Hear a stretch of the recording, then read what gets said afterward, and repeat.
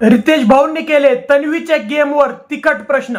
सभ्य दिसायच्या नादात तुम्ही आजीबाई दिसत चाललेला आहेत असा टोमणा मारत तन्वीला दिलेली आहे समजूत. तर नेमकी मित्रांनो, भाऊच्या धक्क्यामध्ये तन्वी सोबत असं काय झालेलं आहे की रितेश देशमुख डायरेक्टली त्यांना आजीबाई बोललेले आहेत. या व्हिडिओमध्ये मी तुम्हाला सगळं सांगणार आहे. तर मित्रांनो, तुम्हाला माहिती आहे उद्या आहे भाऊचा धक्का, पण भाऊच्या धक्क्याची जी शूटिंग असते ती एक दिवस आधीच चालू असते आणि भाऊच्या धक्क्याची शूटिंग जवळपास कंप्लीट पण व्हायला आलेली आहे. तर मित्रांनो, भाऊच्या धक्क्यामध्ये भाऊ येतात आणि ज्यांनी ज्यांनी चुकी केलेली आहे त्याला हार्ट अटॅक धक्का देऊन जातात. तर मित्रांनो, रितेश भाऊ हे भाऊच्या धक्क्यामध्ये आले, ते बोलले की सगळ्यांना तुमच्या फॅमिली सोबत भेटून कसं वाटलं, आणि त्यानंतर मित्रांनो त्यांनी क्लास घ्यायची चालू केली.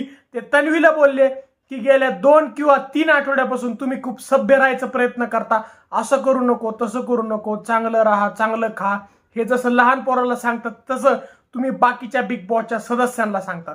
पण याच्यात तुमचा गेम कुठं दिसत आहे?